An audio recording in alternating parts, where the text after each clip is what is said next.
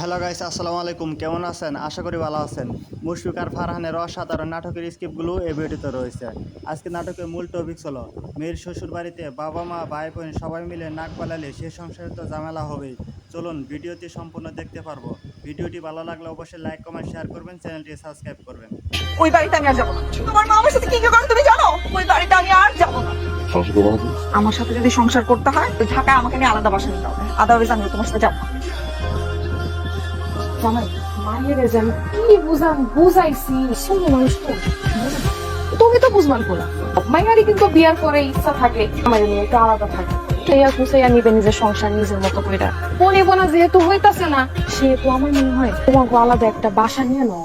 কি করো বা হ্যাঁ আমার মায়ের নিয়ে তুমি যদি সংসার করতে চাও ঢাকা আলাদা বাসা নাও, নইলে আমার মেয়ে আমার কাছে থাকুক, তুমি আইসা এসে দেখা যাবে। তুমি ছাড়া তুমি ঢাকায় কোনো বাসা নিও না। তোর বাবা তো এই ভিটাতেই মারা গেছে। তোর বাবা মারা যাওয়ার পর আমি কিন্তু এই ভিটা ছাইরা এক রাইতের লাগেও কোথাও গিয়ে থাকতে পারি নাই, থাকি নাই। আমার ভালো লাগে না। আমি মা হিসাবে তোর অনুরোধ করি, তুই বউরে নিয়ে আলাদা বাসা নিয়ে থাক। দুদিন করে দেখবি আমার একদম ঠিক হয়ে গেছে। আমি চাই তোরা সুখে থাক বাবা। আপা আমার জন্য অনেক মন খারাপ হইতেছে। আপা মা তো আমাদের সবকিছু এত সুন্দর করে সাজাই দেবে, তোমার কি মনে হয় তাদেরকে একবার আসতে বলা উচিত? আসতে বলো মানে কি? আমি বলবো কেন? তোমার কোনো দায়িত্ব নাই। তুমি ফোন করো, ফোন দাও। আসসালামু আলাইকুম, ভালো আছেন? ভালো আছি, তুমি কেমন আছো?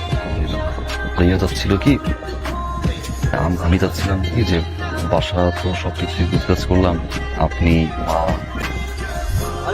শোনাচ্ছিস এই দেখ কারা কারা আছে, দেখ দেখ সবাই আসছে। কেমন আছিস?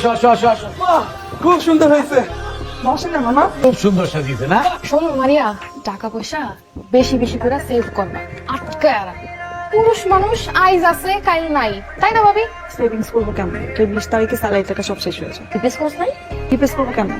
যেই মাসেই বলি বলে এই মাসে না পরের মাসে। আল্লাহ জান কিভাবে সব টাকা শেষ হয়। আমার তো মনে হয় মায়ের দিয়ে আসি। আমারও তার মনে হয় সারাক্ষণ খালি মা মা মা মা মা, সারাক্ষণ শুধু মার কথা।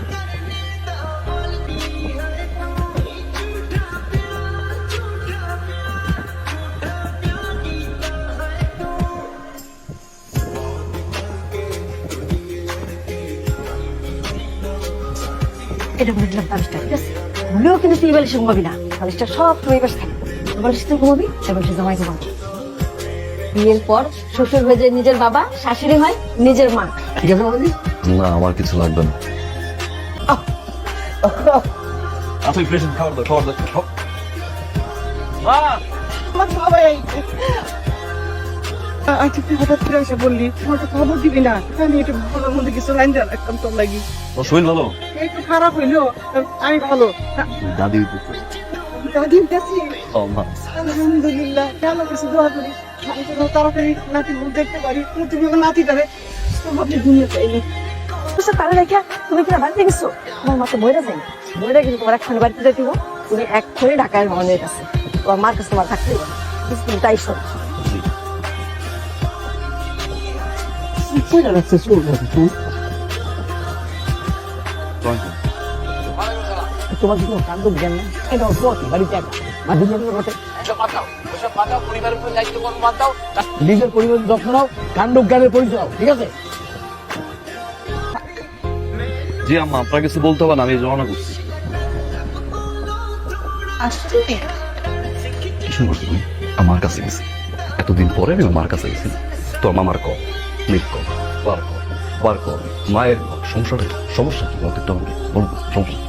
তুমি আমাকে এইরকম একটা সিচুয়েশনে রেখে তোমার বাড়িতে গেছো, আমার ফ্যামিলি মানুষ তোমাকে ফোন দিবে না? তুমি কি 7 মাসের প্রেগনেন্ট নাকি 6 মাসের প্রেগনেন্ট? আর 3 মাস হলো তোমার মাত্র কনসিভ করছো তুমি। কোন সিচুয়েশন রাখছি আমি? বলো না আমি কি সিচুয়েশন তোমাকে রাখছি। যা বলছো তাই তো করছি। তাকে বাসা নিতে বলছি দিছি আমি।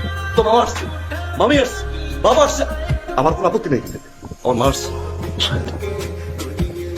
তোমার একটা বাসা নিছি আমি, সেই বাসার ভিতরে আমার মা এখন বলতে পারছে না। আমি গেছি একটা রাত আমার বাসায় থাকতে, একটা রাত। এরা তোমার সাথে আর সংসার করতে চাই না। তাদের দুঃখে আবার কাঁদে। পুরুষ যখন নিজে বাঁচতে চায় তখন সময় থাকে, আমরা পুরুষরা আছি অন্যের জন্য। স্বামী কি হলো এত সকালে?